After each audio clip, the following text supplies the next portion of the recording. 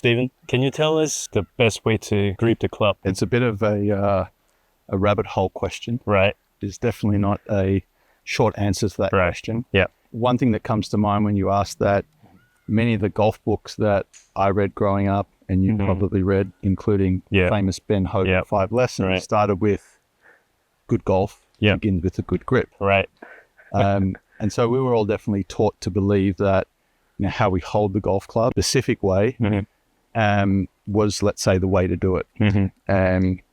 Especially with the advent of technology and information and just looking at patterns of different golfers that have been successful over the years, we know that there's no one style fits all. There's no uniformity with regards to the grip. Right. So how I look at the grip is in a kind of multifaceted way.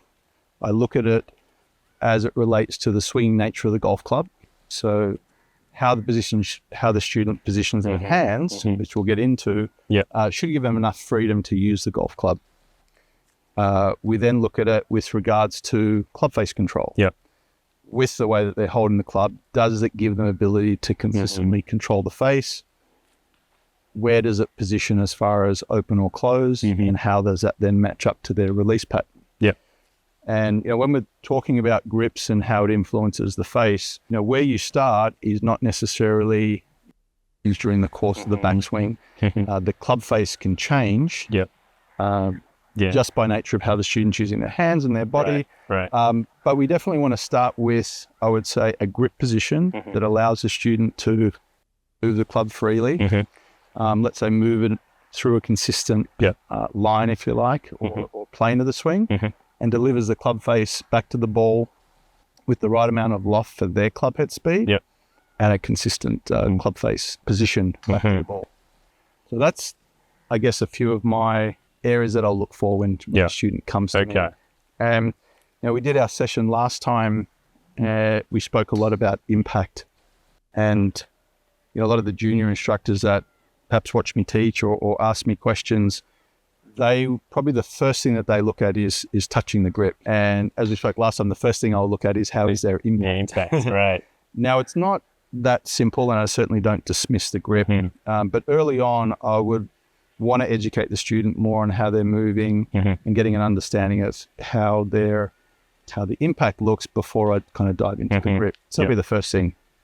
The second thing is a strong or weak grip does not necessarily mean the ball goes in that direction relative to the rotation of the hands. Okay. So if we spoke firstly about rotation of the hand, so we have let's say a full rotation of the left hand, we might see 1, 2, 3, 4 knuckles, and the student might be hitting the ball to the right for whatever reason. Often we're very quick to jump in and say, that's not what I was taught. A 4-knuckle grip is not so functional. And so we might adjust the grip, knowing that it aesthetically looks better. Maybe there's some functionality, but the ball is going further to the right. Because when we rotate the hand to the left, it would definitely cause the face to be more open. Vice versa, we might have a student that has a left hand that's rotated more to the left, and for whatever reason, the ball's going to the left. Now, all things being equal, if we use the club in a certain way, this would tend to open the face. The ball should go to the right, but it's not always what we see. We certainly don't see it with Jordan Spieth and Ram and some of the golfers that have a weaker grip. They know how to match the face up or bow the wrist and vice versa. So again, we don't want to just change the grip for the sake of changing the grip. We want to understand like the functionality of it first and foremost. So let's talk a little bit about what the hand should be doing in the grip. So the lead hand is moving up and down, cocking and uncocking, radial or ulnar deviation for that, where the thumb's just getting pulled back, say towards the radial bone. Usually the range that we've got there is about 30 degrees.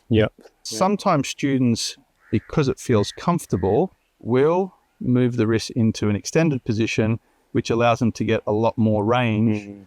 But we know that has a huge impact on opening the face. So we have to be a little bit careful with that. So for me, the left hand's moving up and down.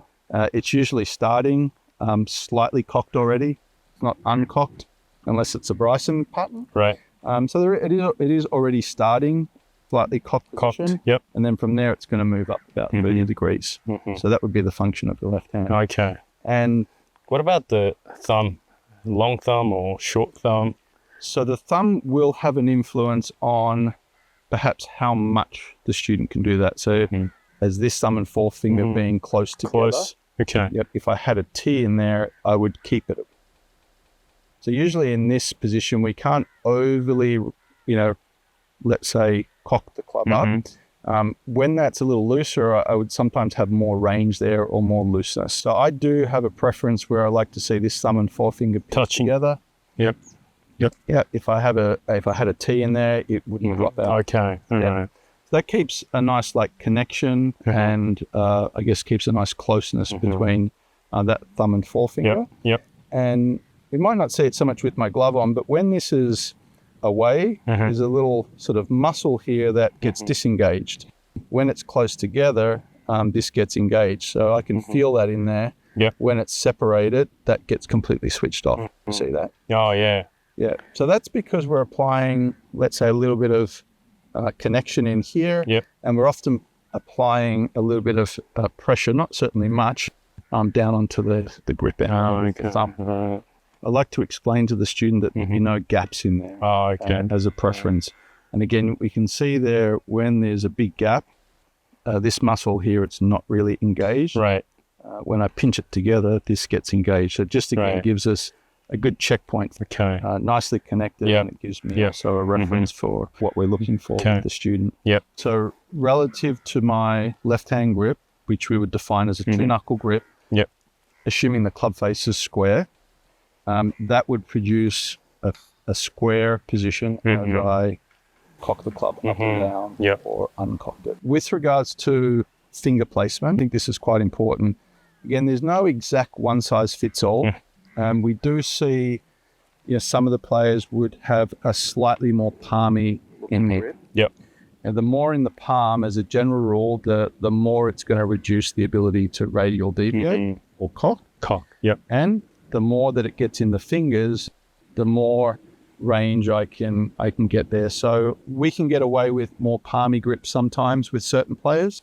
But certainly for those that are looking to move the club more through a greater range of motion, it would be advantageous to have it sitting more diagonally across the fingers with some attachment to the palm.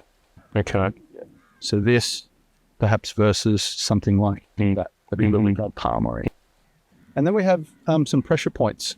So really important that a lot of students will also ask me, how tight do I grip the club? How light do I grip the club? Yeah. I would define it as the back three fingers of the left hand is where we want to feel the fingers secure. We have, again, this connection here with the thumb and forefinger. Yep. And the pointer finger is just really on the back in support. I'm not trying to squeeze that too tight. Yeah.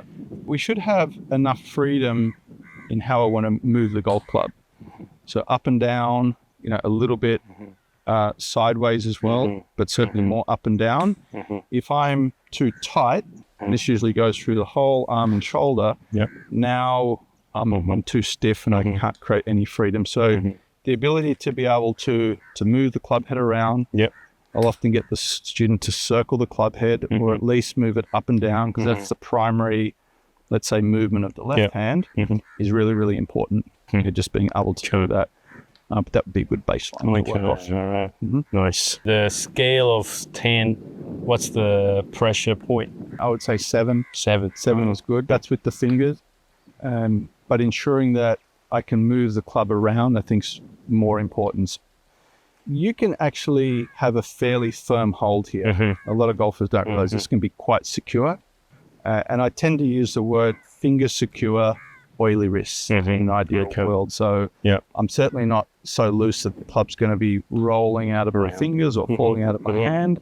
I have got enough security in there, but I would have a lot of freedom in how I'm wanting to move that golf club. When we get too much tension, it's going to reduce that club's ability, I'd say, to work in a fairly natural way. And this is, I think, a little bit of a myth as well. A lot of golfers think the thumb should go straight down the shaft. And generally that's promoting a slightly more rotated left hand, meaning that I can only see maybe one knuckle maximum there. When this club moves up, well, one, it's a little harder to move it as much up, but if anything, to match it, this wrist is going to flatten out. So as we're radial deviating, as we're cocking the club up, we can allow the wrist to work in a little flatter position. Understand that is generally going to reduce range of motion. It does often feel, especially to new golfers, very secure there. Right. But it feels secure because the club's not moving around much. The danger is they have to get leverage from somewhere, and we'll often see it at the elbows. And in really worst case, they'll eventually just lose it all because they can't support the club very well. Right. So yeah, weak grips, you know, if anything, unless it's a stronger player, I tend to steer away from those. And certainly for the majority of golfers that I teach that are sort of higher handicappers, weak grip is probably the most challenging one. With a weak grip, you usually see them bow at the top, but the guys with a strong grip, some of them still bow the club. They do, yeah. That's a good observation. Yeah. How does that work? Do they have to do something else on the way down to make sure it doesn't get shut too much? Definitely. So there's a speed thing first and foremost. When you get a strong gripper with, let's say, a bowed left wrist where it's kind of quite flexed over. So as you said, maybe it's 3 knuckles and then it goes this way. Yep. There has to be a lot of speed in there or a lot of side bend to be able to launch that ball really high. And for, again, the majority of golfers we teach, they don't come with 95 plus miles an hour of club head speed with a 7-iron or 120 miles an hour of swing speed. Right. So it's just not functional. So you have to be very careful of those outliers. Outliers, by definition, would be someone that's doing something that's really different to the majority, but it does work for them. And there's a few cases out there. Yep. And we've got to be very careful for the listeners out there that that's not a trap that they're falling into because it sounds different or interesting. For the majority, it's just not functional. Yeah. So with a strong grip, if you go at the top, and if you are slightly cupped, does that still be all right? Absolutely. Yeah, in a lot of ways, that's a matchup. Just like, you know, when we see really strong grippers, in order to create loft, we would often see the matchup where this left wrist is moving a little earlier into extension because they have to get loft somehow. They're either getting it through the release pattern, they might be getting it through a little bit more side bend, which obviously allows the club to work up faster at the bottom. What's the function of the right hand in general or right arm? I would say it's to deliver a certain amount of shaft length at impact, with the right arm being, let's say, pitched in front of us. 구독, 좋아요, 감사합니다.